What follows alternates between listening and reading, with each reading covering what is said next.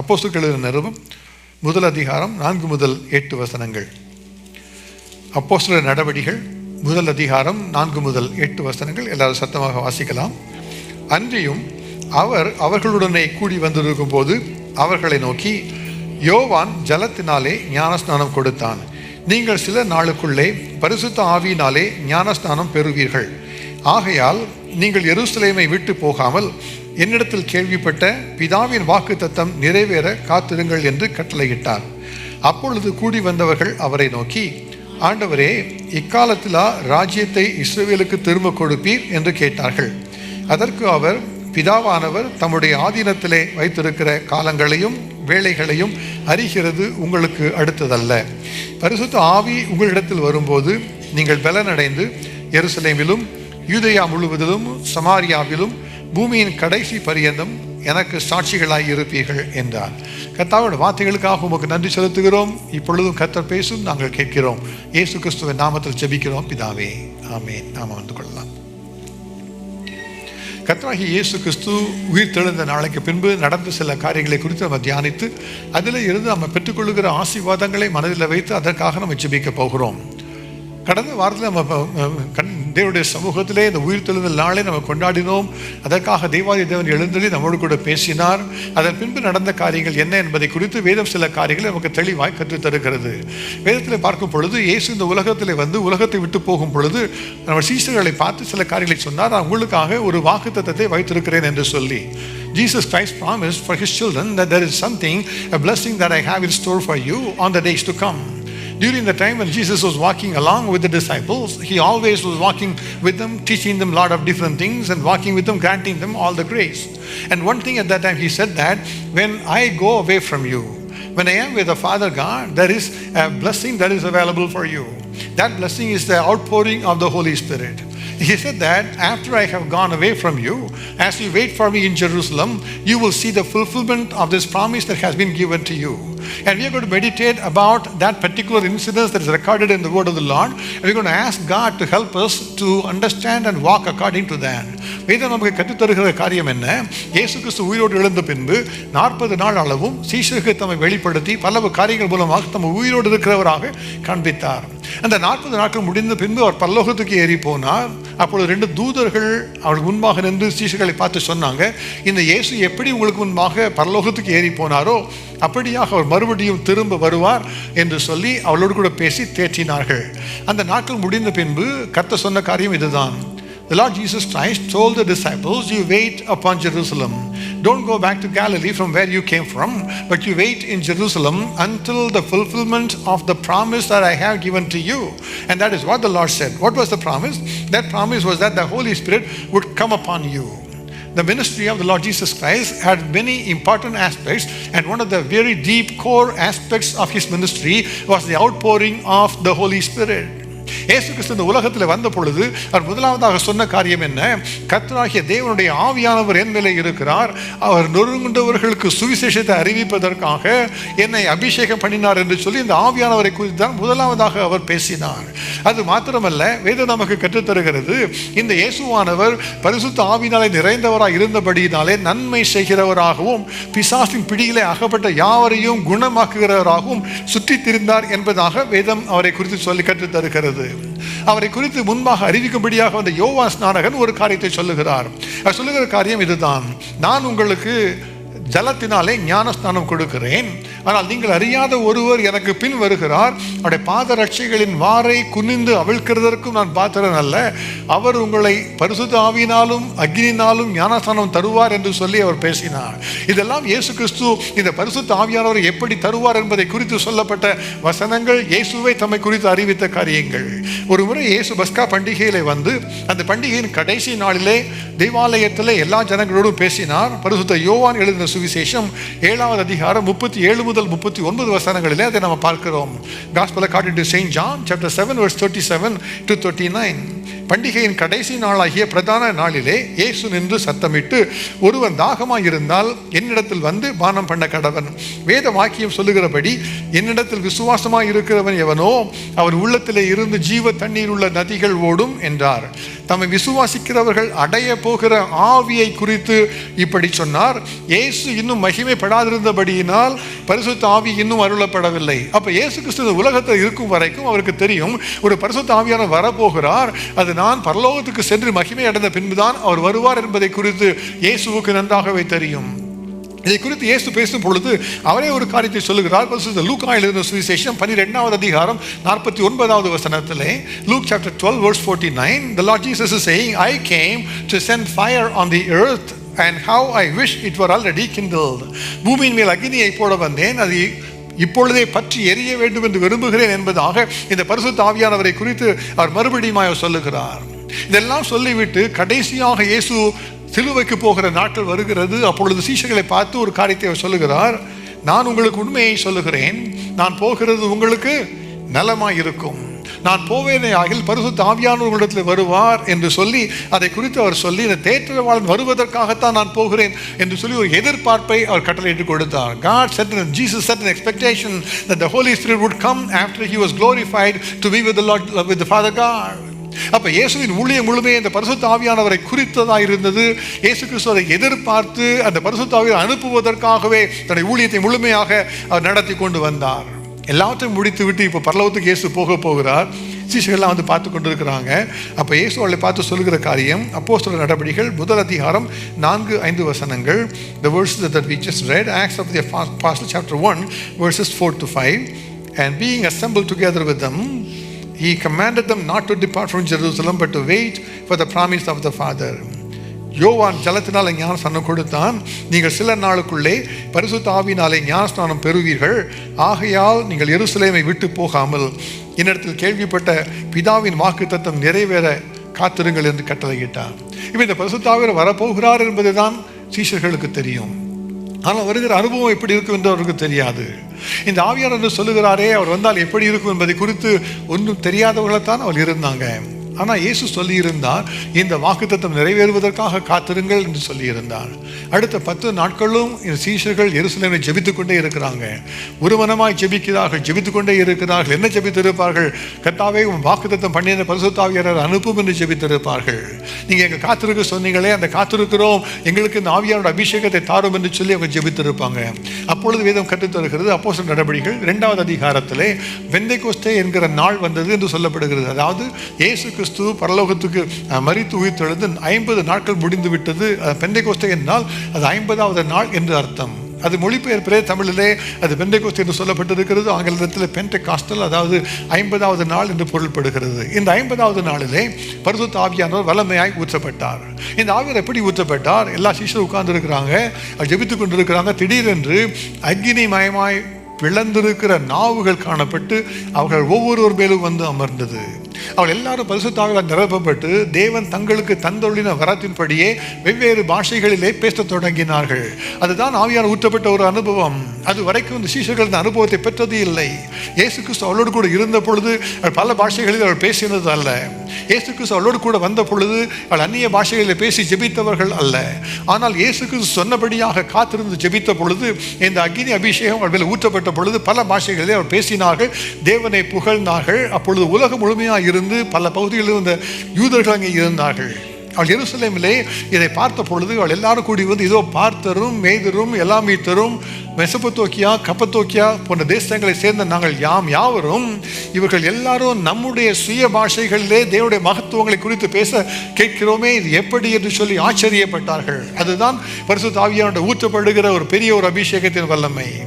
இன்றைக்கும் இந்த அபிஷேகத்தின் வல்லமை கர்த்தர் ஒவ்வொருவருக்கும் தரும்படியாக அவர் விரும்புகிறார். அநேகர் நினைக்கிறார்கள் இந்த பரிசுத்த ஊற்றப்பட்ட நாட்கள் முடிந்து போய்விட்டது என்பதாக பலர் சொல்லுகிறார்கள். அப்படித்தான் அவர் விசுவாசிக்கிறார்கள். இன்றைக்கும் ஆவியானவர் தம்முடைய வல்லமையினால கிரியை நடப்பித்துக் கொண்டு வருகிறார். அவர் உங்களையும் என்னையும் இன்றைக்கு அந்த ஆவியான அபிஷேகத்தில் நிரப்பும்படியாக அவர் விரும்புகிறார். அதை நம்ம விசுவாசிக்க வேண்டும். விசுவாசித்து நம்ம ஜெபித்து கேட்டு பெற்றுக்கொள்ள வேண்டும். அப்பொழுது கர்த்தர் நம்ம அபிஷேகத்தை நடத்துவார்.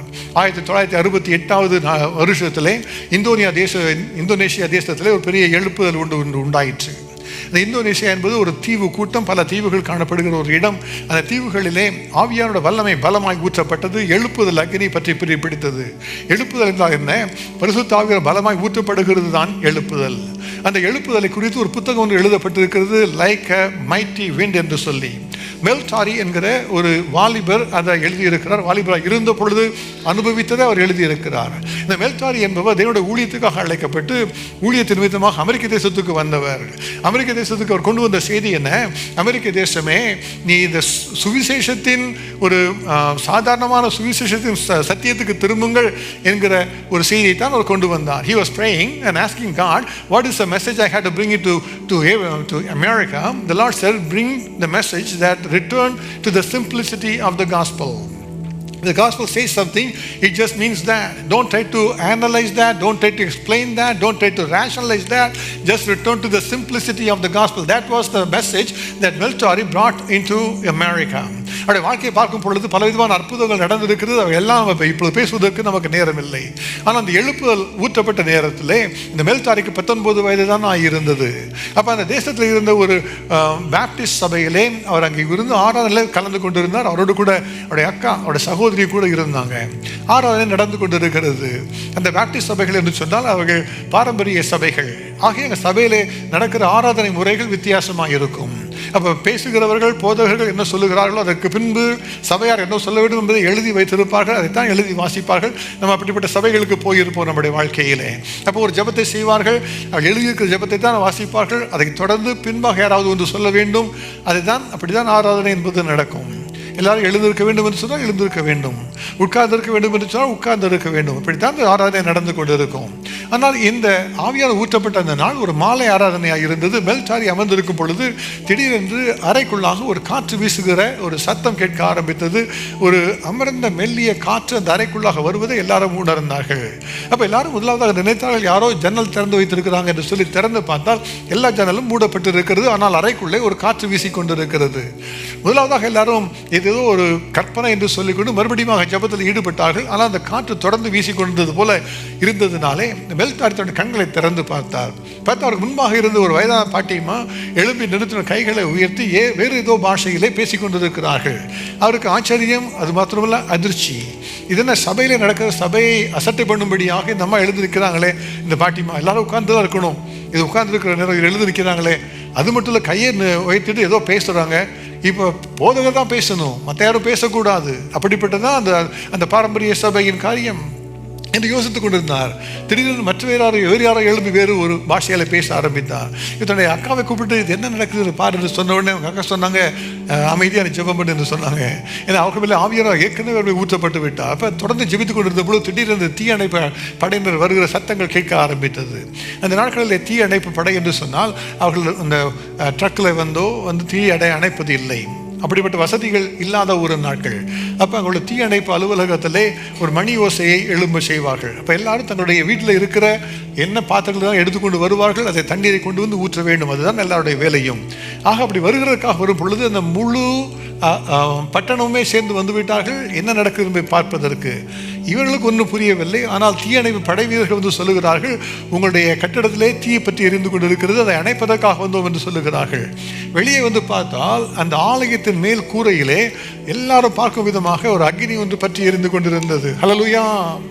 அதுதான் பரிசுத்த ஆவி ஊற்றப்பட்ட ஒரு அனுபவம். அதிலிருந்து அந்த இந்தோனேசியாவில் அந்த எழுப்புதல் பல இடங்களை பற்றி பரவ ஆரம்பித்தது. பலரை எழும்பி சுவிசேஷத்தை சொல்லும்படியாக எழுப்பி வந்தார்கள். மெல்டாரி அந்த எழுப்புதல் மூலமாகத்தான் அமெரிக்க தேசத்துக்கு வந்து இந்த செய்தியை அவர் குறித்து சொல்லிவிட்டு அந்த rushing of the mighty wind என்கிற பெயரிலே ஒரு புத்தகத்தை எழுதியிருக்கிறார். வாங்கி வாசித்து பார்த்தால் அவருடைய அனுபவங்களை பார்க்கும் பொழுது வியக்கத்தக்கதாக இருக்கும். இன்றைக்கும் இந்த ஆவியான கிரியை செய்கிற நாட்கள் தான். நம்மோடு கூட பேசுவதற்காக, நம்மை ஆசீர்வதிப்பதற்காக நம்மை அழைத்து வந்திருக்கிறார். இயேசு உயிர்த்தெழுந்தது உண்மை என்று சொன்னால் அவர் கொடுத்த வாக்குத்தத்தங்கள் நிச்சயமாய் நிறைவேற வேண்டும். ஹல்லேலூயா! அவர் சொன்ன வாக்குத்தத்தம் என்ன? என்னுடைய பிதாவானவர் உங்களுக்காக தேற்றவாளனாகி வேறொரு பரிசுத்த ஆவியை அனுப்புவார், அதற்காக காத்திருங்கள் என்கிற ஒரு வாக்குத்தத்தத்தை தான் அவர் கொடுத்தார். இப்ப கடைசி நாட்களிலே இன்னொரு எழுப்புதலை கர்த்தர் அனுப்ப போகிறார். பின்மாறி காலத்து மழைக்காக வேண்டிக் கொள்ளுங்கள் என்பதாக கர்த்தர் அதற்காக அதை குறித்து நமக்காக எழுதி வைத்திருக்கிறார். முன்மாறி காலத்து மழை அப்போஸ்தலர் நாட்களில் ஊற்றப்பட்ட அந்த எழுப்புதல். கடைசி நாட்களில் இயேசு கிறிஸ்து 2வது வருகையிலே மறுபடியும் வருவதற்கு முன்பாக மற்றொரு எழுப்புதல் தேசம் முழுமையாக நிச்சயமாகவே பற்றி பரவும். அந்த எழுப்புதலுக்கு நாம் ஆயத்தமாக இருக்கிறோமா?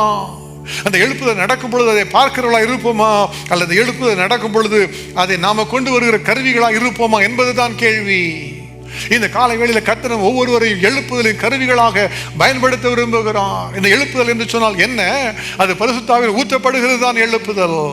நம்ம எழுப்புதல் எல்லாம் சொல்லிக் கொள்கிறோம், நமக்கு அதை குறித்து அதிகமாக யோசிப்பது இல்லை. ஆனால் அப்போஸ்தலர் நடவடிக்கைகளை வாசித்து பார்த்தால் இந்த முதல் நூற்றாண்டு எழுப்புதல் அதிகமாக எழுதப்பட்டிருக்கிறது. 7 பரிமாணங்களில் செயல்பட்டது. இந்த ஆவியார் ஊற்றப்பட்ட பொழுது 7 விதமான மாற்றங்கள் தேசங்களுக்குள்ளாக கடந்து வந்தது.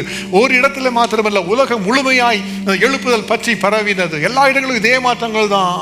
எருசலேமில் ஆரம்பித்த அந்த எழுப்புதல் அக்கினி, அந்த ஆவியாரோட அபிஷேகம் அங்கிருந்து சமாரியாவுக்கு வந்தது, யூதேயா தேசத்துக்கு வந்தது, அதை தொடர்ந்து ரோமாபுரிக்கு வந்தது, அதை தொடர்ந்து ஆசியா தேசத்துக்கு வந்தது, இந்திய தேசம் வரைக்கும் அந்த எழுப்புதல் பற்றி பரவினதுக்கு காரணம் என்ன? 7 விதங்களிலே அந்த அக்கினி கிரியை செய்ய ஆரம்பித்தது. முதலாவதாக அது ஒரு ஜெப எழுப்புதல். அந்த எழுப்புதல் ஊற்றப்பட்டால் எல்லாரும் ஜெபித்துக் கொண்டே இருப்பார்கள். அப்போஸ்தலர் எப்படி ஜெபித்துக் கொண்டே இருந்தாங்க? அவங்க ஜெபித்த பொழுது இருந்த இடம் அசைந்தது.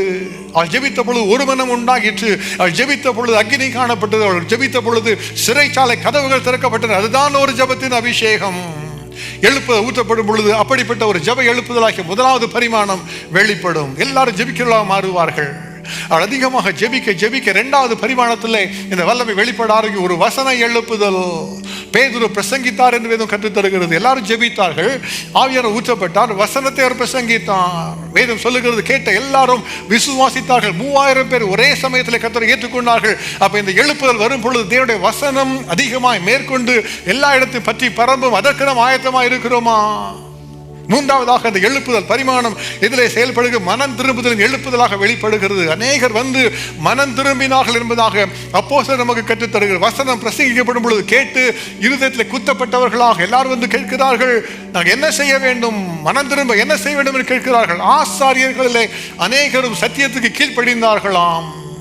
தேவனை அறியாதவர்கள் கர்த்தரை ஏற்றுக்கொண்டார்களாம். அதுதான் ஒரு எழுப்புதல், ஒரு மனம் திரும்புதலின் எழுப்புதல். அப்ப ஆவியார் ஊற்றப்படும் பொழுது ஜெபம் உண்டாகும், வசனம் மேற்கொள்ளும், மனம் திரும்புதல் உண்டாகும். அது மாத்திரமல்ல, ஒரு சுத்திகரிப்பு உண்டாகும். இந்த எழுப்புதல் வந்தவுடனே சபையை கர்த்தர் சுத்திகரிக்க ஆரம்பித்து விட்டார். ஒரு அனனியாவும் சப்பீராலும் செய்த ஒரு பொய் நிமித்தமாக விழுந்து செத்தார்கள். ஒரு எச்சரிக்கையாக சபைகள் பரிசுத்தம் அடையும்படியாக கர்த்தர் வல்லமையாக கிரியை செய்ய ஆரம்பித்தார். எருசலேமிலும் யூதேயாவிலும் எல்லா பட்டணங்களிலும் சபைகள் பக்தி விருத்தி அடைந்து பயத்தோடு நடுக்கத்தோடு பெருகினாதான். பயம்தான் காணப்பட்டது. ஒரு சுத்திகரிப்பு உண்டாக்குற ஒரு அபிஷேகம், அதுதான் ஒரு எழுப்புதல். அதை தொடர்ந்து வருகிற ஒரு எழுப்புதல். சுவிசேஷங்கள் யாரும் அமைதியாக இருக்க மாட்டாங்க. சுவிசேஷத்தை எடுத்துக்கொண்டு எல்லா இடத்துக்கு வார்த்தை சொல்லுவார்கள். அதுதான் இந்த எழுப்புதல் ஒரு அடையாளம். அந்த 5வது பரிமாணத்தில் செயல்படும் பொழுது எல்லாரும் சுவிசேஷத்தை அறிவிக்கிறவர்களாக மாறிவிடுவார்கள். இந்தோனேசியாவில் இந்த சுவிசேஷம் இந்த எழுப்புதல் வந்த உடனே அந்த ஆலயத்தில் எல்லாரும் கூடி குழுவாக சென்று தெருக்களில் பிரசங்கிக்க ஆரம்பித்து விட்டார்கள். அப்ப யார் தூரமாய் சென்று பிரசங்கிக்க முடியும் என்பதாக எல்லா இடங்களுக்கும் செல்ல ஆரம்பித்து விட்டார்கள். மெல்தாரி அப்படித்தான் இந்த அமெரிக்க தேசத்துக்கு சுவிசேஷத்தை பிரசங்கிப்பதற்காக வந்தான். நீங்களும் நானும் இந்த அபிஷேகம் தொடப்படும் பொழுது, இந்த எழுப்புதல் அக்கினி நம்முடைய வாழ்க்கையில கிரியை செய்யும் பொழுது, நம்ம சுவிசேஷத்தை சுமந்து செல்கிற கருவிகளாக நம்ம மாறிவிடுவோம். அதன் பின்பு வல்லமையாய் கர்த்தர் வரங்கள் செயலாற்ற ஆரம்பிக்கும். எழுப்புதல் வசனத்தை சொன்னால்தான் வரங்கள் கிரியை செய்ய ஆரம்பிக்கும். வசனத்தை சொல்லாம அற்புதம் நடக்கும் என்று எதிர்பார்க்க முடியாது. ஆகவே படிப்படியாக ஒவ்வொரு பரிமாணங்களிலும் இந்த எழுப்புதல் வெளிப்பட்டு கொண்டே இருக்கும். ஜெபம் நடக்கும் ஒரு பக்கத்தில், சுவிசேஷம் சொல்லப்படும் ஒரு புறத்தில், மனம் திரும்புதல் உண்டாகும் ஒரு புறத்தில், எல்லாரும் உபவாசித்து மனம் திரும்பிக் கொண்டே இருக்கும். வசனம் பிரசங்கிக்கப்படும். அப்பொழுது வல்லமை வரங்கள் செயலாற்ற ஆரம்பிக்கும். எப்பொழுது பேதுரு நடந்து போனா போதும், அங்கே அநேகர் பிசாசு பிடித்தவர்களாம் சுகம் அடைந்து விட்டார்கள். பவுலுடைய சரீரத்திலிருந்து உருமாறுகளை கட்சிகளை கொண்டு வந்து போட அநேகர் வியாதியஸ்தர் குணமானார்கள். அந்த அற்புதங்கள் நடக்கிற நாட்கள் தான் ஒரு அற்புத அடையாளங்களின் எழுப்புதலாக அது வெளிப்படும். எல்லாம் நடைபெறும் பொழுது கடைசி நாட்களிலே கர்த்தர் அதற்கென்று வைத்திருக்கிற ஒரு காரியம், தேவனுடைய மகிமை வெளிப்படுகிற எழுப்புதலுக்குள்ளாக கர்த்தர் கொண்டு வந்து சேர்ப்பார். இதுதான் கடைசி நாட்களின் காரியம். நீங்களும் நானும் இயேசு கிறிஸ்து வரும் பொழுது எப்போ வருவார் பார்த்து கொண்டிருக்கிறோமே. இந்த எழுப்புதல் பரவி வரும் பொழுது அந்த இயேசு கிறிஸ்து வருகிற நாளுக்காக நம்ம ஆயத்தமாக்கி விடுவோம். அவருடைய மகிமை வெளிப்படும் பொழுது நம்ம அவரோடு கூட சேர்த்துக் கொள்ளப்படுவதற்காக. இந்த எழுப்புதலுக்கு காரணமானவர் இந்த பரிசுத்த ஆவியானவர். ஹல்லேலூயா. அந்த ஆவியானவரை நம்ம பெற்றுக்கொள்ள வேண்டும். அந்த ஆவியானவரை பெற்றுக்கொள்ள வேண்டும். இன்றைக்கு இந்த ஆவியானவர் செய்கிற ஒரு 3 காரியங்களை குறித்து நம்ம அறிந்து கொண்டு அதன் பின்பு நம்முடைய வாழ்க்கையிலே இந்த ஆவியானவரை பெற்றுக்கொள்வதற்காக நம்ம ஜெபிக்க போகிறோம். நான் சுருக்கமாகத்தான் வேத வசனத்தை நான் சொல்ல விரும்புகிறேன்.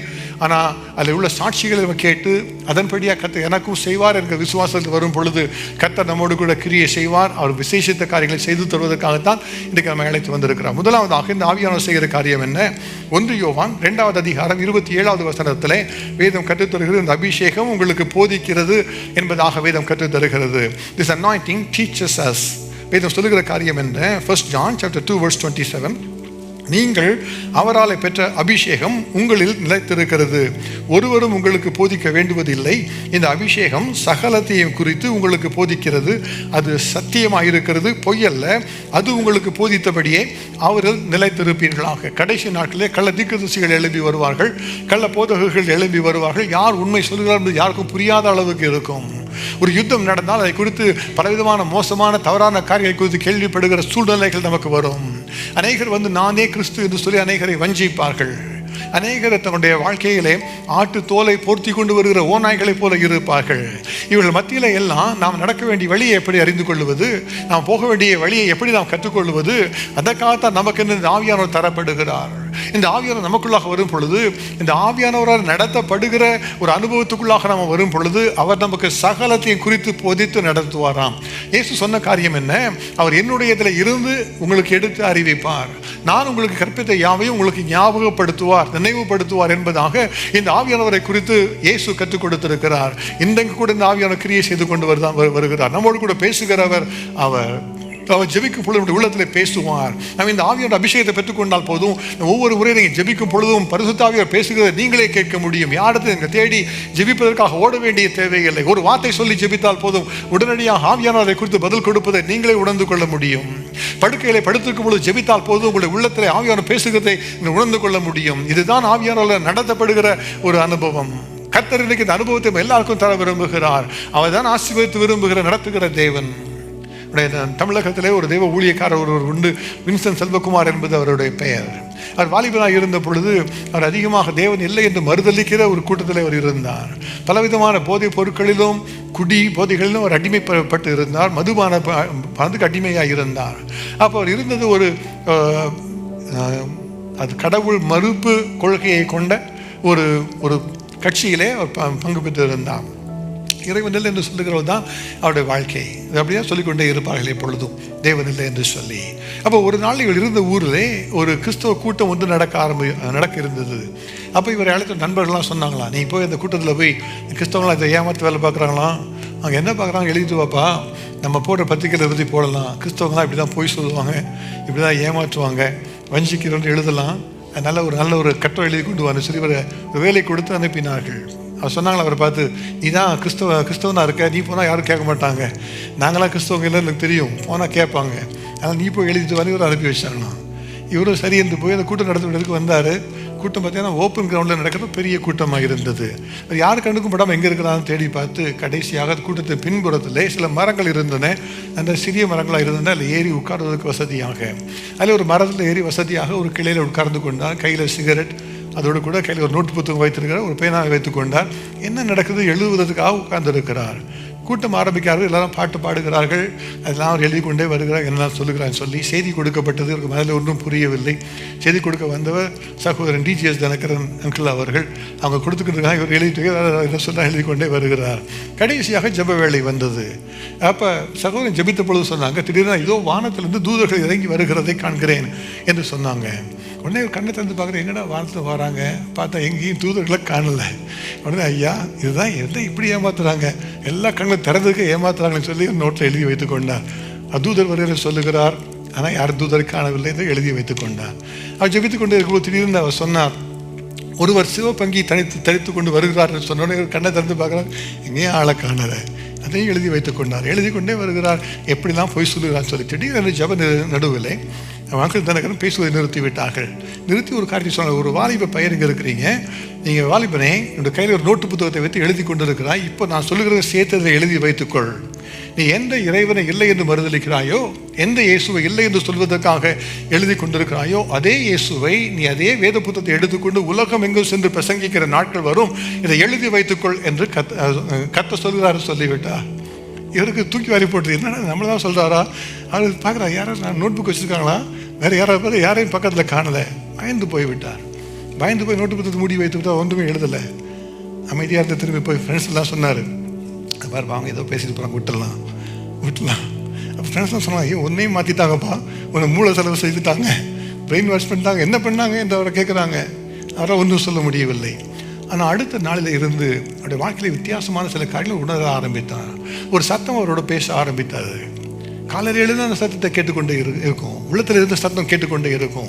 ஏதாவது வேலையை பார்த்தா சத்தம் கேட்டுக்கொண்டு இருக்கும். சரி, இந்த சத்தம் கேட்கக்கூடாது என்பதற்காக ஒரு நேரப்போ மூவி ஸ்டேஷனில் உட்காந்து மூவி பார்த்து கொண்டு இருந்தால் போதும், சினிமா பார்க்கும் பொழுதே இந்த சத்தம் அவருடைய உள்ளத்துக்குள்ளே பேசிக்கொண்டே இருக்கும். அவரை ஒன்றுமே செய்ய முடியாது, எழுந்து ஓடி விடுவாராம். அப்படி சில நாட்களுக்கு என்ன செய்வதில் சத்தம் பேசிக்கொண்டே இருக்கிறது. ஆனால் சத்தம் அவரை பயமுறுத்துவதாக பேசவில்லை, ஒரு மிகுந்த அன்போடு தான் அது பேசுகிறது. ஒரு தகப்பனை போல பேசுகிறது. நீ காலையில் எழுந்து குளிக்க வேண்டும் என்று சொல்லுகிறது, நீ குடிக்கக்கூடாது என்று சொல்லுகிறது, நீ வகுப்பு கட்டடிக்காமல் கிளாஸுக்கு போகணும் என்று சொல்லுகிறது. ஒரு மாணவனாக இருந்த நாட்கள் இவருக்கு இதை குறித்து என்ன செய்வதே தெரியவில்லை. சரி, இந்த சத்தத்தை மறப்பதற்காக கிளாஸுக்காவது போகலாம் என்று சொல்லி கிளாஸில் போய் உட்கார்ந்துட்டாரு. 5 நிமிஷம் கூட ஃபோக்கஸ் பண்ண முடியல, சத்தம் மறுபடியும் கேட்டுக்கொண்டே இருக்கிறது. இவருக்கு என்ன செய்வதே தெரியலை. தன்னுடைய அக்காவை கூப்பிட்டு கேட்டார், இந்த மாதிரி ஏதோ சத்தம் கேட்குது, என்ன பண்ணணும் அப்படின்னு. முதல்ல நண்பர் தான் கேட்டார். ஒன்று நண்பர்களாக கேட்டாங்க, உனக்கு ஏதோ பைத்தியம் பிடிக்கிற மாதிரி தெரியுதுப்பா, கொஞ்சம் கவனமாக இருந்துக்க, ட்ரெயின் போகிற மாதிரி சத்தம் கேட்குதா? அவன் எல்லாம் கேட்கல, கேட்கும், கொஞ்ச நாளில் கேட்கும். ட்ரெயின் போகிற மாதிரி சத்தம் கேட்கும், அப்புறம் மணி சத்தம்லாம் கேட்கும், எப்படி பைத்தியம் ஆயிடுவேன், எப்படி உனக்கு தெரியும் கேட்டால் அவன் சொல்கிறான், ஒரு புத்தகம் படித்தேன், முன்னாலே அவர் எழுதியிருக்கிறாங்க சைக்காலஜிஸ்ட்லாம், அந்த புத்தகத்தில் எல்லாம் போட்டிருக்குது, நான் காமிக்கிறேன் சொல்லி புத்தகத்தை கொண்டு கொடுத்துட்டான். எல்லாம் போட்டிருக்குது, சத்தம் கேட்டால் எப்படி பைத்தியம் பிடிக்குது எப்படின்னு சொல்லி. உடனே இவர் நினச்சிதான் பைத்தியமாக ஆக போகிறோம் என்று சொல்லி. எங்கள் அக்கா சொன்னாங்க, எனக்கு தெரிந்த ஒரு நபர் வந்து ஒருவர் உண்டு, அவரோட உதவி செய்வார், அனுப்புகிறேன் என்று சொன்னாங்க. ஒரு விலாசத்தை வாங்கி கொண்டு அந்த நபரை பார்ப்பதற்காக இவர் சென்றார். இவர் நினைத்துக்கொண்டா ஏதோ டாக்டர் பார்க்க அனுப்புகிறாங்க என்று சொல்லிக்கொண்டு. ஆனால் திருநெல்வேலி மாவட்டத்தில் ஒரு குறிப்பிட்ட ஒரு ஊருக்கு வந்த உடனே அங்கே உள்ளே சென்று ஜெபிப்பதற்காக வந்தார். அது சாது ஜபராஜ் ஐயா என்கிற ஒரு தேவ ஊழியக்கார, நாட்களில் வல்லமையாக ஊழியம் செய்தவர்கள். அவரை பார்ப்பதற்காக வந்து விட்டார். அவங்க ஒரு ஜபத்தோட்டம், ஒரு தோட்டம் வைத்திருக்கிறாங்க. தோட்டத்துக்குள்ளாக வந்து ஆஃபீஸில் உட்கார்ந்துருக்கிறாங்க, சிலெல்லாம் காத்திருக்கிறாங்க. கடைசியாக இவர் ஆஃபீஸில் செல்வதற்காக நேரம் வந்தது. இவரை அழைத்தார்கள். இவர் மேலே போகிறார். அந்த அறைக்குள்ளாக சென்ற உடனே ஒரு தெய்வீக பயம் ஒன்று அவரை கவ்விக்கொண்டது. அவரை பேச முடியவில்லை, பயத்திலிருந்து ஒன்றும் சொல்ல முடியவில்லை. அந்த மனிதரை குறித்து ஏன் இப்படி பயப்படுகிறோம் என்று அவருக்கே தெரியவில்லை. அப்போ இந்த தேவன் சொன்னார், வந்து உட்கார் என்று சொல்லுகிறார். வந்து உட்கார்ந்தார். இப்போ கேட்காத, என்ன செய்ய வேண்டும், உனக்கு என்ன வேண்டும் என்று கேட்ட உடனே எனக்கு பதில் சொல்ல முடியவில்லை.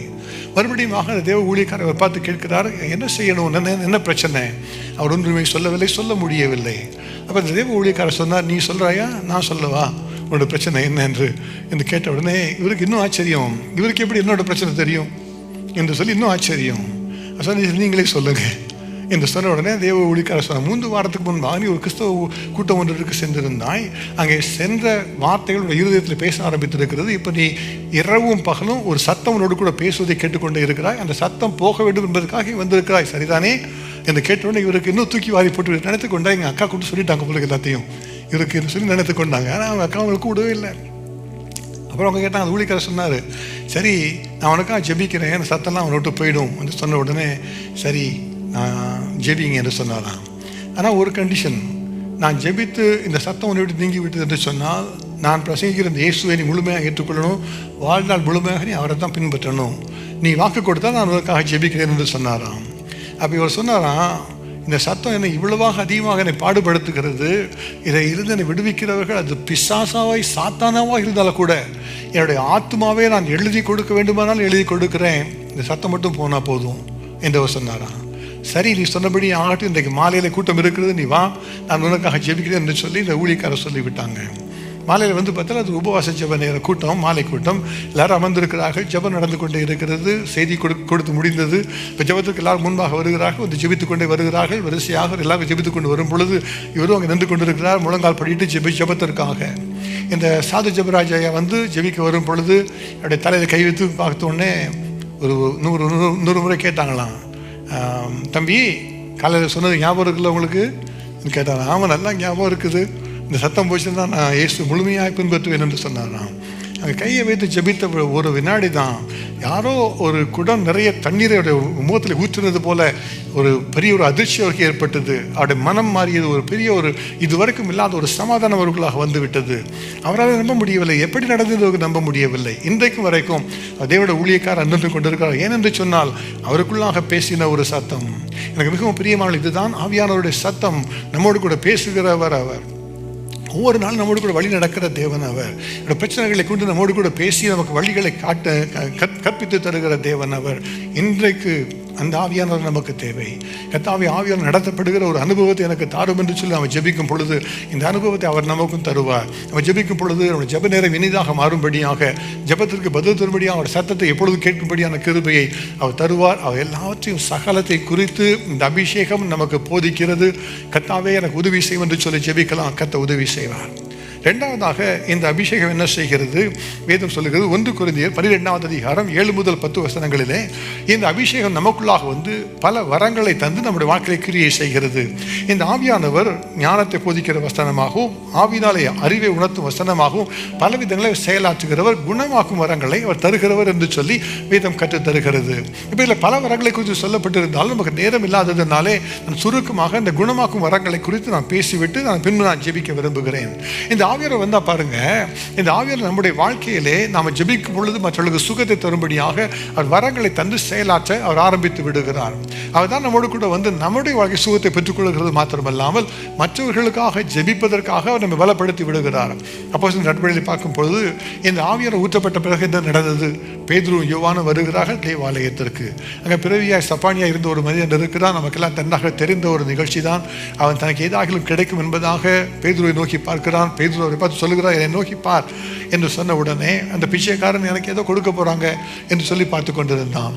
ஆனால் பாருங்க, அந்த முகத்தை பார்த்த உடனே பேதுரு சொன்ன காரியம் இதுதான், வெள்ளியும் பொன்னும் என்னிடத்துல இல்லை, என்னிடத்துல உள்ளதை நான் உனக்கு தருகிறேன். நசரேயனாகிய இயேசு கிறிஸ்துவின் நாமத்தினால எழுந்து நட என்று சொல்ல உடனடியாக அந்த மனிதனுடைய கால்களும் கரடுகளும் பலன் கொண்டது. அவன் எழும்பி நடந்தான். அதுதான் ஆவியானவர் கொடுக்கிற ஒரு வல்லமையாக கொடுக்கிற ஒரு விடுதலை. குணமாக்கும் வரங்களை அவர் செயல்படுத்தும் பொழுது அப்படித்தான் நடக்கும்படியாய் கர்த்தர் மாற்றி தருகிறார். தேவன் தம்முடைய பிள்ளைகள் எல்லாருக்கும் அந்த அபிஷேகத்தை வைத்திருந்தார். அப்பொழுது இந்த பேதுருவுக்கு மேலே இந்த அபிஷேகம் இருந்தது. அவர் மூலமாக இந்த சுகம் நடந்த உடனே சுற்று பட்டணங்களில் இருந்து அநேகர் வியாதி உள்ளவர்களை கொண்டு வந்து எருசலேம் வீதிகளின் பக்கங்களில் வைத்து விட்டார்களாம். ஏனென்று சொன்னால் பேதுரு நடந்து போகும்பொழுது நிழலாகிலும் படட்டும் என்று சொல்லி அந்த நிழல் பட்ட அனைவரும் சுகமானார்கள் என்பதாக வேதம் கற்றுத் தருகிறது. அதுதான் அந்த ஆவியானவர் ஊற்றப்படுகிற ஒரு பெரிய ஒரு வல்லமையான ஒரு அபிஷேகம். இன்றைக்கும் இந்த வல்லமையான அபிஷேகம் செயல்பட்டு கொண்டு தான் இருக்கிறது. நீ யோசிக்கலாம், ஒருவேளை ஏதோ வேதத்தில் எழுதியிருக்கிறது சொல்லுகிறீங்க, இப்பெல்லாம் நடக்குமான்னு தெரியல என்று நீங்கள் சொல்லலாம். நான் இப்பொழுது சமீபத்தில் நடந்த ஒரு காரியத்தை குறித்து நான் சொல்லுகிறேன்.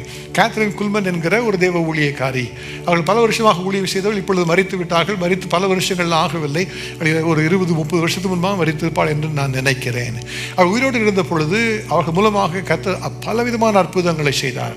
அப்போ கலிஃபோர்னியா மாகாணத்திலே ஒரு போலீஸ் அதிகாரியாக ஒரு பணியாற்றினவர், அவருக்கு கேன்சர் நோய் என்று சொல்லி எல்லாரும் அவருக்கு சொல்லிவிட்டார்கள். அந்த கேன்சர் நோயினாலே அவருடைய உள்ளே இருந்து அவருடைய சரீரத்துக்குள்ளாக இருந்த இந்த கேன்சர் நோய் பரவி அவருடைய சரீரத்தின் பக்கங்களிலே அது புண்களாக துவாரங்களாக வெளிப்படுகிற அளவுக்கு அந்த கேன்சர் நோய் அவரை உள்ளிருந்து அரித்து கொண்டிருந்தது. இப்பெல்லாம் சொல்லிட்டாங்க, உங்களுடைய உள்ளத்தில் சரீரத்துக்குள்ள எல்லாம் அரித்து போய் இருக்கிறது, இனிமேல் உங்களுக்கு ஒன்றும் செய்ய முடியாது, நீங்கள் மரித்து போய் சொன்ன உடனே யாரோ சொன்னாங்க, இந்த கேத்ரின் குல்மன் ஒரு சகோதரி இருக்கிறாங்களா, அவன் ஜெபித்தால் சுகம் கிடைக்கிறதா, நீங்கள் போங்க என்று சொன்னாங்க. இவர் பெரிய ஒரு போலீஸ் அதிகாரியாக பணியாற்றினவர். சரி, இந்த கூட்டத்துக்கு போகலாம் என்று சொல்லி உடனே பார்த்தா அந்த கூட்டத்துக்கு போவதற்கு கிட்டத்தட்ட 3 மணி நேரம் காத்திருப்பதற்காக மக்கள் காத்திருக்கிறாங்க வரிசையிலே. அவ்வளோ தூரம் கூட்டம். இவரோட காத்திருக்க வேண்டும் என்று சொல்லி விரும்பினா, அப்போ யாரோ அது தெரிந்தவர்கள் வந்து கேத்ரின் குல்மன் மூலமாக சொன்னாங்க, உள்ளே வந்துருங்க, உங்களுக்கு தனியாக இடம் தருவேன்னு சொல்லி சொன்ன உடனே யோசனை இல்லை, நான் என்னுடைய வாழ்க்கையில் எல்லாத்தையுமே இப்படியாக இலவசமாக பெற்று நான் அனுபவித்தவன். நான் அதிகாரியாக இருந்ததுனால எந்த இடத்துலையும் நான் காத்திருக்க வேண்டிய தேவையில்லாமல் தான் இருந்தேன். ஆனால் இந்த காரியத்தில் நான் காத்திருக்கிறேன், எல்லாரும் காத்திருக்கிறேன் என்று சொன்னாங்களாம். ஆனால் அவங்க சொன்னாங்களாம், நீங்கள் இயேசுவுக்கு லஞ்சம் கொடுத்து நீங்கள் உங்களுக்கு சுகத்தை பெற்றுக்கொள்ள முடியாது. அவருக்கு முன்பாக நீங்கள் அவளை பிரியப்படுத்தி நீங்கள் வந்து நீங்கள் சுகத்தை பெற்றுக்கொள்ள முடியாது. நீங்கள் செய்கிறதுனால உங்களுக்கு சுகத்தை தரப்போகிறவர் அல்ல. நீங்கள் உள்ள வாங்க, அவர் உங்கள் பேர் அன்பாக இருக்கிற அப்படின்னா சுகத்தை தருகிறார் என்று சொல்லி உள்ளே அழைத்து சென்றார்களாம். உள்ளே போயிட்டாங்க, போய் உட்கார்ந்துருக்குறாங்க. அந்த பெரிய ஆடிட்டோரியம் வெறுமையாக இருக்கிறது, யாரும் உள்ளே இன்னும் அனுமதிக்கப்படவில்லை. அதெல்லாம் முன்னால் ஜெபித்து கொண்டு இருக்கிறாங்க. அதை பின்பு அமர்ந்திருக்கும் பொழுது அதை பின்பு மக்கள் வர ஆரம்பித்தார்கள், பல விதமான நோய்களை கொண்டவர்கள். இவரெல்லாம் பார்த்த உடனே இவருடைய உள்ளம் பாதிக்கப்பட்டது. சிறுவர்கள், சிறுமிகள், கால் நடக்க முடியாதபடி, கண்கள் தெரியாதபடி, கைகள் சூம்பி போனவர்களாக, பல விதமான வியாதிகளோடு சிறு பிள்ளைகள், வாலிபர்கள்லாம் உள்ளே வருகிறாங்க. இதெல்லாம் பார்த்துட்டு உள்ளத்தில் வந்து ஒரே கேள்வி இதுதான், அவங்களுக்கெல்லாம் சுகம் அதிகமாக தேவைப்படுகிறது. நான் என்னுடைய வாழ்க்கையை வாழ்ந்து முடித்து விட்டேன், ஒரு அதிகாரியாக பல வருஷங்கள் நான் பணியாற்றி விட்டேன், எல்லாத்தையும் முடிந்து போய்விட்டது. ஆனால் இவங்கெல்லாம் சின்ன பிள்ளைங்களாக இருக்காங்க. இயேசுவே நீங்கள் அவங்களை குணமாக்கும், என்னை சுகமாக காட்டிலும் பரவாயில்ல என்று சொல்லி அவர்களுக்காக ஜெபிக்க ஆரம்பித்தாராம். நீ ஒரே ஒருவரை சுகமாக்க கூடும் என்று சொன்னால் என் பக்கத்தில் இருந்த தன் தம்பியை குணமாக்கும், எனக்கு சுகம் தேவையில்லை என்று ஜெபித்தார். அப்போ திடீரென்று கேத்ரின் குல்மன் ஒரு காரியத்தை சொன்னாங்க. There is no shortcoming in the warehouse of God. எல்லாரையும் குணமாக்குவதற்கு ஏற்ற வல்லமை இடத்துல இருக்கிறது என்று சொல்லி அவங்க சொன்னாங்களாம். அவரை பார்த்து, sir stand up and accept your healing என்று சொன்னாங்களாம். அவருக்கு நம்ப முடியவில்லை. அவர் எழும்பி நின்றால் பரிபூர்ணமான சுகத்தை பெற்றுக்கொண்டார். எல்லா கேன்சர் சூடும் மறைந்து போயிட்டு முற்றிலுமாக. இவருடைய கால்களில் வேரிகோஸ் வெயின் என்கிற அந்த நரம்புகள் புடைத்து கொண்டு இருக்கிற, சுருங்கி போயிருக்கிற ஒரு கண்டிஷன் அவருக்கு காணப்பட்டது. அதில் கூட சரியான சுகம் கிடைத்து விட்டது. அல்லேலூயா. அதுதான் பரிசுத்தமாக கொடுக்கிற ஒரு சுகம். இன்றைக்கும் அதே ஆவியானவர் நமக்கு சுகத்தை தருவதற்காக மாத்திரமல்ல, இந்த சுகத்தை மற்றவர்களுக்காக ஜெபித்து பெற்று தருகிற அதிகாரத்தையும் கொடுக்க நமக்காக அவர் காத்திருக்கிறார். நாம் ஜெபித்தால் போதும், கர்த்தர் நிச்சயமாக நமக்கு அந்த கிருபை தருவார். ஆகவே கர்த்தாவே, நீர் இந்த உலகத்தை விட்டு பிதாவிற்கு போகும் பொழுது சொன்ன வாக்குத்தத்தம் என்னுடைய வாக்கில் நிறைவேற வேண்டும் என்று சொல்லி ஜெபத்தோடு காத்திருக்க வேண்டும். அவர் நிச்சயமாக நமக்கு உதவி செய்வார். மூன்றாவதாக இந்த ஆவியானவர் என்ன செய்கிறாராம்? அவர் நம்முடைய வாழ்க்கையில விடுதலையை தருகிறாராம். 2 கொரிந்தியர் 3வது அதிகாரம் 17வது வசனம் சொல்லுகிறது, கர்த்தரே ஆவியானவர், கர்த்தருடைய ஆவி எங்கேயோ அங்கே விடுதலையும் உண்டு என்பதாக வேதம் கற்றுத் தருகிறது. இப்போ இந்த ஆவியானவர் வருகிற இடத்திலே அவர் விடுதலையை தருகிறவர். எப்படிப்பட்ட விடுதலை தருகிறாராம்? பிசாசின் பிடியிலே அகப்பட்ட எல்லாருக்கும் விடுதலையை தருகிறவர். இயேசு கிறிஸ்து இந்த உலகத்தில் வரும் பொழுது அவரை குறித்து வேதம் என்ன சொல்லுகிறது? அவர் பிசாசின் கிரியைகளை அழிப்பதற்காகவே தேவகுமாரன் வெளிப்பட்டார் என்பதாக வேதம் கற்றுத் தருகிறது. அப்ப இயேசு பலவிதமான காரியங்களுக்காக இந்த உலகத்தில் வந்தார். ஊழியத்தை செய்வதற்காக, நமக்கு விடுதலை தருவதற்காக, அதில் பிசாசின் கிரியைகளை அழிப்பதற்காக அவர் இந்த உலகத்தில் வந்தார். இன்னைக்கு அநேகரோட வாழ்க்கையிலே இந்த பிசாசினாலே பாதிக்கப்பட்டிருக்கிற அனுபவங்கள் உண்டு. ஆனால் நம்ம அநேக சூழ்நிலை புரிந்து கொள்வதில்லை. புரிந்து கொண்டாலும் கூட அதை குறித்து நம்ம யோசிப்பதில்லை. ஆனால் தேவன் சகல காரியங்களில் இருந்து நமக்கு விடுதலையை பெற்று தருகிற தேவன். நசரேயனாகிய இயேசு இந்த உலகத்தில் வந்த பொழுது இவர் இந்த அபிஷேகத்தை பெற்றிருந்தபடினாலே பிசாசின் பிடியிலே அகப்பட்ட எல்லாரையும் குணமாக்குகிறவராக அவர் சுற்றி திரிந்தார் என்பதாக வேதம் கற்றுத் தருகிறது. அவர் பரலோகத்தில் ஏறிய பொழுது வேதம் என்ன சொல்லுகிறது? அவர் பிசாசின் சகல காரியங்களையும் வெளியரங்கமான கோலமாக்கி சிலுவையிலே அவர் வெற்றி திறந்தாராம். அவர் தான் வெற்றியை தருகிறவர். பிசாசின் காரியங்கள் நம்மோடு கூட எதிர்த்து நிற்க முடியாதபடியாக நமக்கு வெற்றியை தருகிறவர். இயேசு கிறிஸ்து வருகிற வரைக்கும் பழைய ஏற்பாட்டில் பார்த்தீங்கன்னா இவ்வளவோ அற்புதங்கள் எழுதப்பட்டிருக்கிறது. அங்கே பார்த்தீங்கன்னா எலியா ஜெபித்த உடனே மழை வருகிறது, மழை நிறுத்தப்படுகிறது. எலியா ஜெபித்தால் பாறையிலே எண்ணெய் மாவு குறையாமல் காணப்படுகிறது. பலருக்கு மரித்து போன உயிரோடு எழுப்பி வருகிறார்கள். பலவிதமான அற்புதங்கள் நடந்திருக்கிறது. ஆனால் பிசாசு துரத்தப்பட்டு ஒரு குணமானான் என்கிற அற்புதம் எங்கும் பழைய ஏற்பாட்டில் எழுதி வைக்கப்படவில்லை. ஆனால் புதிய ஏற்பாட்டில் இயேசு வந்த பொழுது அவர் பிசாசின் பிடியிலே அகப்பட்ட எல்லாரையும் குணமாக்கும்படியாக அவர் வந்தார். அவரை பார்த்து பிசாசு பிடித்தவர்கள் கொண்டு வந்து எல்லாருக்கும் சுகத்தை அவர் பெற்றுக்கொண்டார்கள். இன்றைக்கும் அந்த தேவன் நம்முடைய வாழ்க்கையை கிரியை செய்து தான் நடத்தி கொண்டு வருகிறார். சில ஆண்டுகளுக்கு முன்பாக ஒரு நண்பர் ஒருவர் உண்டு, கலிஃபோர்னியாவில் இருக்கிறார். நல்ல ஒரு விசுவாசி. நான் ஒரு இடத்துல இங்கே பயணம் சென்ற பொழுது அவர்களை கேட்டுக்கொண்டிருந்தேன். நீங்கள் எப்படி கர்த்தரை ஏற்றுக்கொண்டீர்கள் என்று கேட்ட பொழுது அவர் ஒரு பெரிய ஒரு கதை என்ன சொன்னார். என்ன கதை சொல்லுங்கள், நான் கதைக்கு பிரியம் தான் கேட்டு சொன்ன உடனே அவர் சொன்னார், என்னுடைய வாழ்க்கையில் நான் வளர்ந்து வரும்போது எங்கள் அப்பா அம்மா என்னோட கூட இல்லை, அவங்க வேறு தேசத்தில் இருந்தாங்க.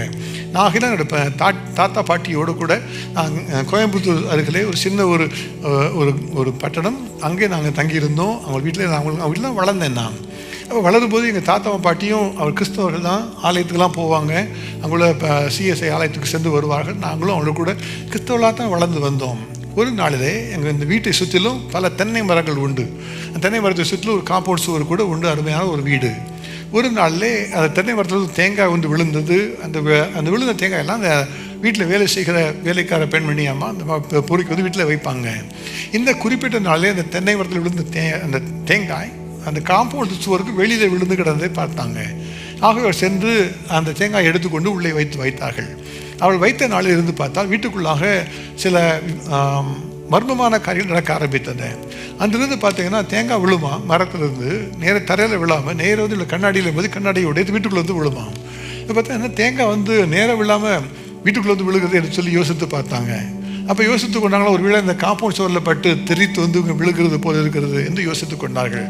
ஆகவே ஒரு தென்னை மரத்தில் ஏறுகிற ஒரு மனிதனை அழைத்து எல்லா தேங்காயும் வெட்டி கீழே கொண்டு வந்து வைக்கும்படியாக அவள் சொல்லிவிட்டார்கள். அது முடிந்த உடனே பார்த்தால் அடுத்த நாள் மற்றொரு தேங்காய் வந்து வீட்டில் விழுகிறது, அதே போல் உடைத்து கொண்டு வந்து விழுகிறது. இப்போ அவளுக்கு என்ன என்று நம்ப முடியவில்லை. ஏன்னா எல்லாத்தையும் பறிச்சிட்டோமே. அப்போ யோசித்தாங்களா, ஒரு வேளை ஏதோ மேலே தேங்காய் வெட்ட போன மனிதன் ஏதோ ஒரு மரத்தை ஒரு தேங்காய் விட்டு மறந்துருப்பான் போல் இருக்குது, அதுதான் விழுதுக்கு என்று யோசித்து கொண்டார்கள். அப்போ சொன்னாங்க, சரி இங்கே உள்ள தேங்காயெல்லாம் மார்க் பண்ணி வைக்கலாம் என்று தரையில் விழுந்த தேங்காயெல்லாம் சின்ன கத்தியை வைத்து மார்க் பண்ணிலாம் பறித்து போட்டு கீழே போட்டு தேங்காய் என்று மார்க் பண்ணி வைத்தாங்க. அடுத்த நாள் பார்த்தீங்கன்னா திருப்பி இன்னொரு தேங்காய் வந்து விழுகிறது. பார்த்தா அதே தேங்காய் தான், வெளியில் கீழே பறித்து வைக்கப்படுற தேங்காய் உள்ளே வந்து விழுது. இப்போ இவங்க நினைத்தாங்க பக்கத்தில் உள்ள சிறுவர்கள் விஷமத்தனமாக விளையாடுகிறார்கள் என்று யோசித்து கொண்டார்கள். ஆகவே இந்த தேங்காய் எல்லாத்தையும் ஒரு மூட்டையாக கட்டி மூட்டையாக கொண்டு வந்து வீட்டுக்குள்ளாக ஒரு அறையிலே அடைத்து மூடி வைத்து விட்டார்கள். அதோட பிரச்சனை முடிந்தது என்று யோசித்தால் அதை செய்த நாளிலிருந்து வீட்டுக்குள்ளாக தேங்காய் பறக்கிற அனுபவத்தை பார்த்தார்கள். வீட்டில் இருந்தால் பார்த்தா அடுத்த இருந்து ஒரு தேங்காய் பறந்து வந்து உள்ள விழுமா. உட்காந்துருப்பாங்களாம், எல்லாம் உட்காந்து பேசி கொண்டிருக்கும் பொழுது கிச்சனில் ஒரு தேங்காய் பறந்து விழுந்து கால் கும்பம் வந்து விழுமா. அவளுக்கெல்லாம் பயம், எப்படி தேங்காய் பறக்கிறது எப்படி நம்ப முடியாமல் சொல்லி ரொம்ப அதிகமாக பயந்து போய் அதற்காக எதெல்லாம் செய்வது பலரை பார்த்து கேட்க ஆரம்பித்தார்கள். அப்போ அவளுக்கு துக்கமே சரிப்பது போல் பக்கத்தில் உள்ள வந்து கேட்க ஆரம்பிச்சிட்டாங்க, டீச்சர் வீட்டில் தேங்காய் பறக்குதாமே உண்மைதானா என்று கேட்கலாம் வருவாங்க.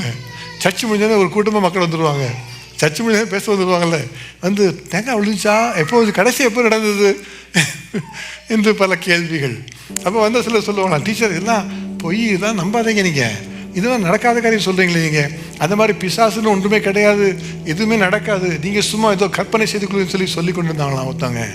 அவங்க சொல்லும்போது தான் அவங்க கண்களுக்கு முன்பாகவே அங்கே மேஜையில் வைக்கப்பட்டிருந்த ஒரு முழு ரைஸ் குக்கர் அப்படியே தானாக நகர்ந்து வந்து தரையில் விழுந்து எல்லாம் செஞ்சது தான். அவங்க பயந்துட்டாங்களாம்.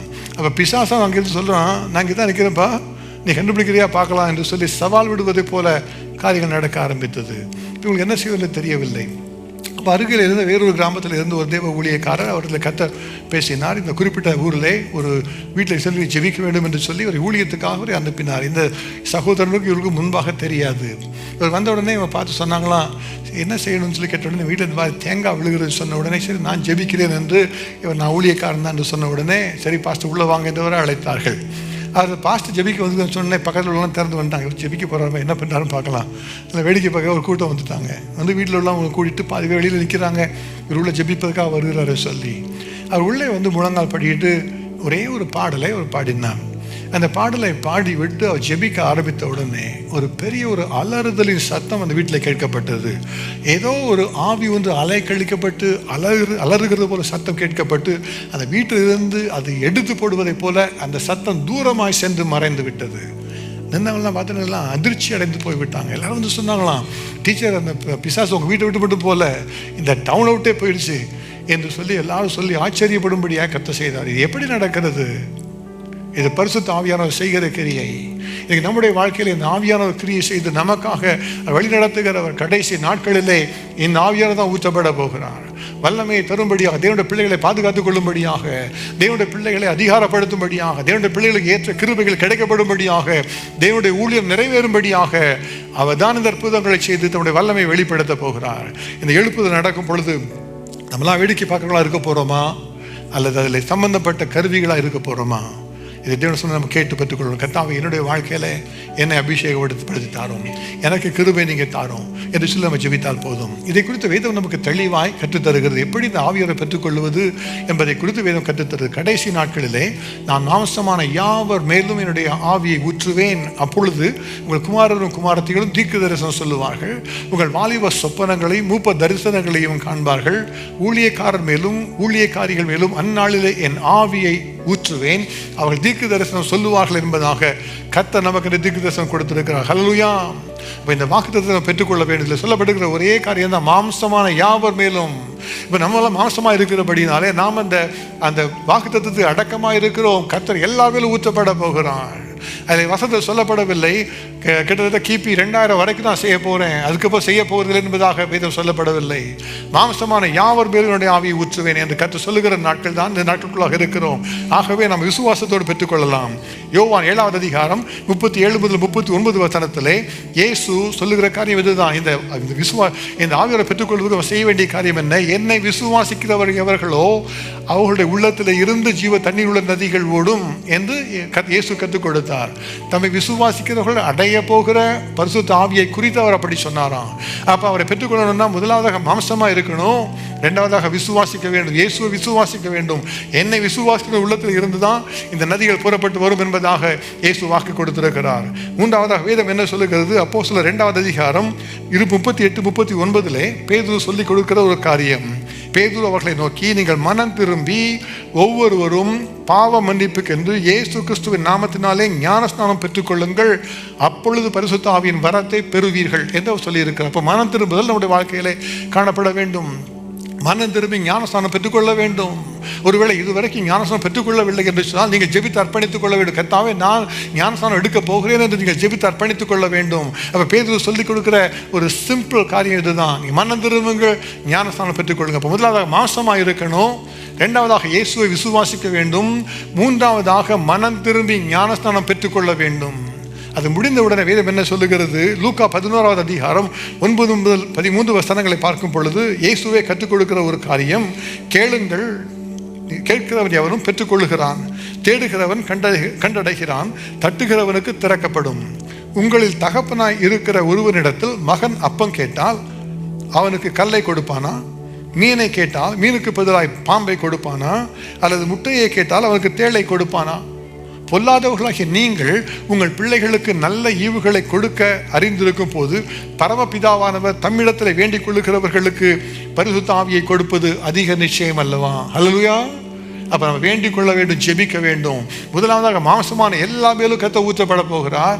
இரண்டாவதாக இயேசு விசுவாசித்து எனக்கு இந்த அபிஷேகத்தை தருவார் என்று விசுவாசிக்க வேண்டும். மூன்றாவதாக மனம் திரும்ப வேண்டும், பாவ மன்னிப்பு ஞானஸ்நானம் பெற்றுக்கொள்ள வேண்டும், அவரை பார்த்து விசுவாசத்தோடு ஜெபிக்க வேண்டும். கர்த்தர் இந்த கிருபையை நமக்கு தரப்போகிறார். நம்ம எழுப்பி நிற்கலாம். நம்ம இப்பொழுது சில நிமிஷ நேரம் நம்ம ஜெபிக்க போகிறோம். கர்த்தாவே, என்னை அபிஷேகப்படுத்தும், என்னை அபிஷேகப்படுத்தும், இன்றைக்கு என்னை அபிஷேகப்படுத்தும் என்று சொல்லி ஜெபிக்க போகிறோம். எல்லா கண்களை மூடி தேவனை நோக்கி நம்ம ஜெபிக்க போகிறோம். முதலாவதாக, கர்த்தாவே, நான் அர்ப்பணித்து நான் ஜெபிக்கிறேன் ராஜா. நீ சொன்ன வாக்குத்தத்தத்தை நான் விசுவாசிக்கிறேன். கடைசி நாளிலே மாம்சமான யாவர் மேலும் என்னுடைய ஆவியை ஊற்றுவேன் என்று சொன்னீரே, நான் அதை விசுவாசிக்கிறேன் ராஜா. இன்றைக்கு கர்த்தாவே, அந்த வாக்குத்தத்தத்துக்கு நான் சுதந்திரமாக இருக்க விரும்புகிறேன், என்னை அர்ப்பணித்துக் கொள்ளுகிறேன் ராஜா. கர்த்தாவே, நான் உண்மை விசுவாசிக்கிறேன். இயேசுவே, உடைய வசனங்களை நான் விசுவாசிக்கிறேன், உடைய வசனங்களை நான் விசுவாசிக்கிறேன். என்னை விசுவாசிக்கின்ற உள்ளத்தில் இருந்து ஜீவ தண்ணீர் உள்ள நதிகள் புறப்பட்டு வரும் என்று சொன்னீரே, என் மேலே ஊற்றப்பட வேண்டும் கர்த்தாவே. நான் என்னுடைய வாழ்க்கையில் கர்த்தாவே என்னென்ன இடங்களை தவறு இருக்கிறேனோ அல்ல மனம் திரும்புவதற்காக அர்ப்பணித்துக் கொள்ளுகிறேன் கர்த்தாவே. தகப்பனே, நான் இப்பொழுது விசுவாசிக்கிறேன், மனம் திரும்புகிறேன், என்னை அர்ப்பணித்துக் கொள்ளுகிறேன் கர்த்தாவே. நிரப்ப வேண்டும் நான் ஜெபிக்கிறேன் ராஜா. உதவி செய்யுங்க. எல்லாம் கேட்கலாம். இப்பொழுது முதலாவதாக நான் இயேசுவை விசுவாசிக்கிறேன், அவர்தான் எனக்கு தரப்போகிறார், நான் மனம் திரும்பிக் கொள்கிறேன் என்று சொல்லுகிறவர்கள் அந்த அர்ப்பணிப்பின் ஒரு அடையாளமாக கைகளை உயர்த்தி அர்ப்பணித்து ஜெபிக்கலாம். அதன் பின்பு ஆவியோட அபிஷேகம் மேலே வருவதற்காக நம்ம ஜெபிக்க போகிறோம். முதலாவதாக, நான் மனம் திரும்பிக் கொள்ளுகிறேன், நான் கர்த்தாவே பரிசுத்தமாக இருக்க அர்ப்பணித்துக் கொள்ளுகிறேன், உதவி செய்து அர்ப்பணித்துக் கொள்ளுங்க. God bless you, God bless you, God bless you, God bless you, God bless you, God bless you, God bless you, God bless you, God bless you, God bless you. தகப்பனே, உமக்கு ஸ்தோத்திரம் அப்பா. தகப்பனே, இப்படி மனம் திரும்பும்படியாக என்னென்ன இடங்களை எங்களை மாற்றத்தை செய்ய வேண்டும் என்பதற்காக கர்த்தர்களோடு கூட பேசினதற்காக உமக்கு ஸ்தோத்திரம். ஆவியானவர் கர்த்தாவே, என்னுடைய வாழ்க்கையை மாற்றங்கள் எல்லாவற்றையும் கர்த்தா பெற்றுக்கொள்ளும்படியாய் கர்த்தர் பேசினது உமக்கு ஸ்தோத்திரம் அப்பா. கர்த்தாவே, அர்ப்பணித்த ஒவ்வொருவரையும் கர்த்தர் ஆசீர்வதிப்பீராக. இயேசு கிறிஸ்துவின் நாமத்தினால் இன்று முதற்கொண்டு ஜெப தாட்சிகள் மறையற்ற ராஜா நம்முடைய பிள்ளைகள் ஜெபிக்கிறவர்களாக மாறுவார்களாக.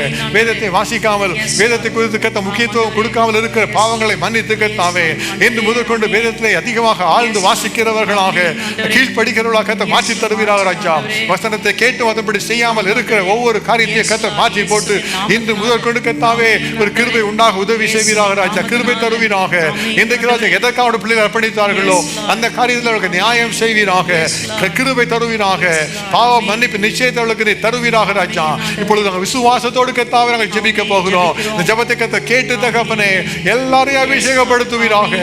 எல்லாரையும் அபிஷேகப்படுத்துவீராக, எல்லாரும் அபிஷேகப்படுத்துவீராக. எல்லா கரங்களை இதயத்தில் வைத்து நம்ம ஜெபிக்க போறோம். இப்படி ஜெப நிலையிலே கைகளை விரித்து பெற்றுக்கொள்வது போல கர்த்தாவே, நான் இப்படி அபிஷேகத்தை பெற்றுக்கொள்ள நான் ஆயத்தமாக இருக்கிறேன். எனக்கு அபிஷேகத்தை நீங்க தாருங்க, எனக்கு அபிஷேகத்தை நீங்க தாருங்க என்று சொல்லி கண்கள் மூடி இருக்க கைகளை விரித்து தேவனை சொல்ல ஜெபிக்க ஆரம்பிக்கலாம். யாருக்கு இந்த அபிஷேகம் தேவையோ, யாருக்கு இந்த ஆவியோட வல்லமை தேவையோ, எல்லா கரங்களை முன்பாக நீங்க விரித்து நீட்டிக் கொள்ளுங்க. கர்த்தாவே, எனக்கு இந்த அபிஷேகம் தேவை என்று சொல்லி இப்ப உள்ளத்தின் ஆழ்ந்து ஜெபிங்க. நீங்க ஜெபிங்க, நீங்க ஜெபிக்க ஜெபிக்க உங்களோட ஜெபத்தை கேட்டுதான் கர்த்தர் தர போகிறார். நான் ஜெபிப்பதனாலே அல்ல, நீங்க விரும்பி ஜெபிக்கிறதுனாலே. இந்த அபிஷேகம் வேண்டும் என்று சொல்லி எப்படி மானானது நீருடைய வாஞ்சித்து கதறுகிறதோ அப்படியாய் கர்த்தாவே, என் அபிஷேகம் இருக்கிற அபிஷேகத்தை கண்டிப்பா எனக்கு தரணும். நீ சொன்ன அபிஷேகத்தை இங்க கண்டிப்பாய் தரணும் கர்த்தாவே. என் அபிஷேகம் என்று சொல்லி கேளுங்க. நீ கேட்கிற சமயத்தில் ஆவியார் ஊற்றப்பட போகிறார். ஆவியார் ஊற்றப்படுகிற நேரம் இது. கர்த்தாவே, உமக்கு ஸ்தோத்திரம் அப்பா.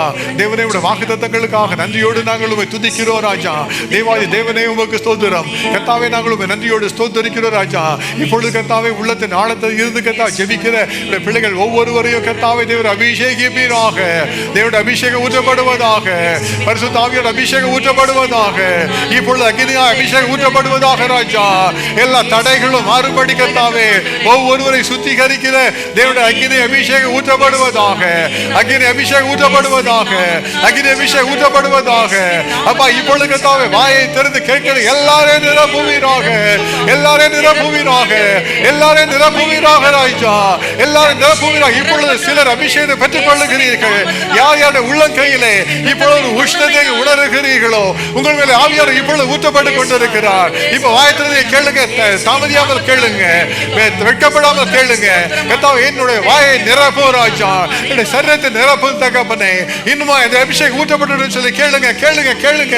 கேட்கிற எவனும் பெற்றுக் கொள்ளுகிறான், கேட்கிற எவனும் பெற்றுக் கொள்ளுகிறான். தேவனே, இன்னும் அதிகமாக ஊற்றுவீராக, ஊற்றுவீராக, ஊற்றுவீராக ராஜா. ஜெபிக்கிற எல்லாமே ஆவியா ஊற்றப்படுவாராக, ஒவ்வொரு ஆவியா நிரப்புவாராக ராஜா. ஒரு மகா சலக, ஒரு மகாலக்கார சலகவோ இயேசு கிறிஸ்துவின் நாமத்தினாலே கர்த்தாவே, இப்பொழுது அக்னி ஊற்றப்பட்டதற்காக உமக்கு நன்றி ராஜா. இன்று முதல் கொண்டு கர்த்தாவுடைய பிள்ளைகளுடைய வாழ்க்கையில கர்த்தாவே வித்தியாசமான காரியங்களை கர்த்த காண்பிக்க தருவீராக ராஜா. சிலருடைய கண்களுக்கு முன்பாக இப்பொழுது கர்த்தாவே பிசாசின் கிரியைகள் கட்டப்படுகிறதை கர்த்த காண்பிக்கிறதற்காக உமக்கு ஸ்தோத்திரம் அப்பா. பல நாட்களாய் இருதயத்திலே கர்த்தாவே அப்பா ஒரு பெரிய வேதனையோடு போராட்டத்தோடு கூட டிப்ரெஷனோடு கூட இருந்த இருதயத்தின் எண்ணங்களை இப்பொழுது கர்த்த மாற்றுகிறதற்காக உமக்கு ஸ்தோத்திரம், இப்பொழுது மாற்றுகிறதற்காக உமக்கு ஸ்தோத்திரம். யாரோ ஒருவருக்கு கர்த்த உணர்த்தி கொண்டிருக்கிறார். கண்களுக்கு இப்பொழுது ஒரு சாம்பல் நிறமான ஒரு உருவம் உங்களை விட்டு புறப்பட்டு போகிறதை காணும்படி கர்த்த கிருபை தந்திருக்கிறார். கர்த்தாவின் விடுதலைக்காக ஸ்தோத்திரம். இயேசு கிறிஸ்துவின் நாமத்தில் விடுதலை உண்டாவதாக, இயேசு கிறிஸ்துவின் நாமத்தில் இப்பொழுது கட்டுகள் விலகுவதாக, இயேசுவை விடுதலை தருவீராக ராஜா. இப்பொழுது கர்த்தாவே சகல கட்டுகளை வைத்துள்ள பிள்ளைகள் அடிமைப்படுத்த பற்றி கொடுக்கிற வல்லமைகள் விலகுவதாக, விலகுவதாக, விலகுவதாக, விலகுவதாக. இயேசுவின் மேலே உள்ள விசுவாசத்தை விட்டு மற்ற காரியங்கள் வீணானவைகளை நம்ப பண்ணுகிற அவிசுவாசத்தை கொடுக்கிற ஆவிகள் போல விலகுவதாக, விலகுவதாக ராஜா. இந்த முதற்கொண்டு பிள்ளைகள் விசுவாசத்தில் உறுதிப்படுத்தப்படத்தக்கதாக இப்பொழுது விசுவாசம் ஊற்றப்பட வேண்டுமாறு ஜெபிக்கிறோம் ராஜா. அப்பா, மன்னியாத சுபாவம் விலகுவதாக, தேவனுடைய அன்பு ஊற்றப்படுவதாக, கசப்பின் ஆவி விலகுவதாக, இயேசு கிறிஸ்துவின் நாமத்தில் விடுதலை உண்டாவதாக ராஜா. Let there be freedom and deliverance of Father God. Every bondage of Father God in the spirits of Father God be broken, oh Lord. இயேசு கிறிஸ்துவின் நாமத்தில் விடுதலை உண்டாவதாக. இந்த கிதமே தங்களை தாழ்த்தி கர்த்தாவை ஜெபித்த ஒவ்வொருவருக்கும் கர்த்தர் கிருபை தந்ததற்காக உமக்கு ஸ்தோத்திரம், உமக்கே நன்றி, உமக்கே ஸ்தோத்திரம் அப்பா. தொடர்ந்து கர்த்தர் அசைவாடுவீராக கர்த்தாவே. ஒவ்வொரு வீட்டிலும் கர்த்தாவே இன்று முதல் கொண்டு கர்த்தாவே காரியங்கள் மாறுதலாக நடப்பதற்கு கர்த்தர் கிருபை தந்து விசுவாசத்தை உறுதிப்படுத்தி கர்த்தர் மகிமைப்படுவீராக. தேவாதி தேவன் செய்கிறதுக்காக உமக்கே ஸ்தோத்திரம், உமக்கே நன்றி. இயேசு கிறிஸ்துவின் நாமத்தில் ஜெபிக்கிறோம் பிதாவே, ஆமென்.